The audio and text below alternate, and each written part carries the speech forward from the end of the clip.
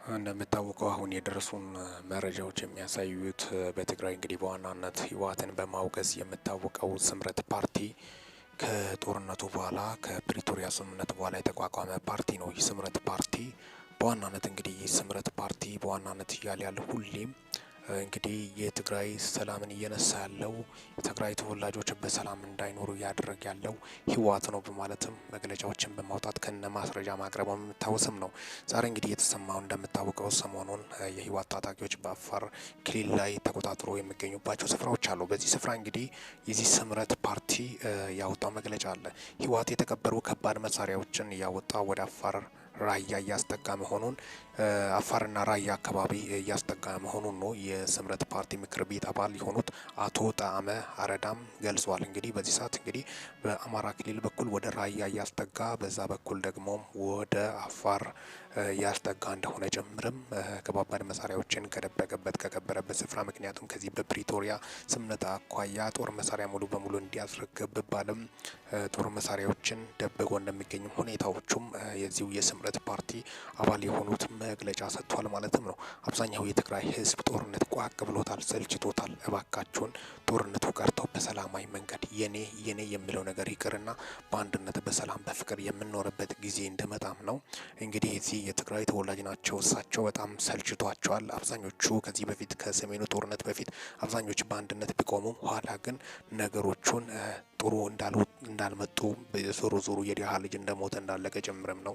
ስለዚህ አንድ ሀገር ውስጥ እየኖረን የኔ መሬት ያንተ መሬት እስከ መቼ ነው በዚህ በኋላ ቀር አመለካከት የምንቀጥለው የሚለው ነው በርካቶቹ። ስለዚህ ኢትዮጵያ እስከተባልን ድረስ አንድ ሀገር ነው። ሁሉም የልፋቱን ሰርቶ መቀየር እንዳለበት ጭምርም ነው።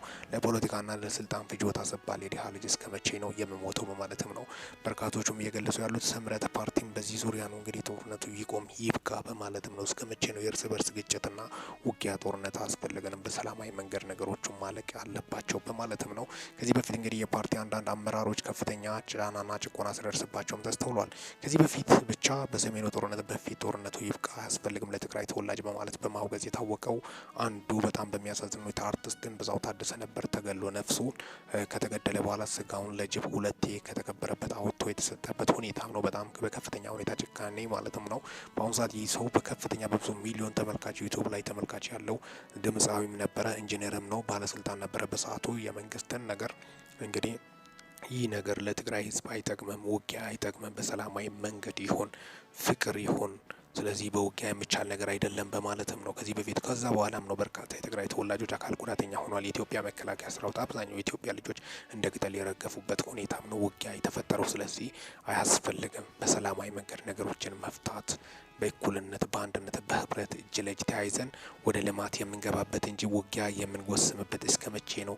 ህይወት ራሱ አጭር ናት በማለትም ነው በርካታ የሃይማኖት አባቶችም እያስተላለፉ ያሉት። በአሁኑ ሰዓት እንግዲህ አሁንም ህወሓት ከባባድ ጦር መሳሪያዎች ምናልባት ደግሞ በዛ በኩልም ከፍተኛ ስጋት እየተፈጠረ ያለው ኤርትራም ዝም የምትልም አትመስልም በማለትም ነው በርካቶቹ የገለጹ ያሉት። በዚሁ ስፍራ እንግዲህ አፋርን የጦር ሜዳ ለማድረግ ለምንድን ነው የታሰበው የሚለውም ነገርም ነው ከፍተኛ ስጋት የፈጠረው።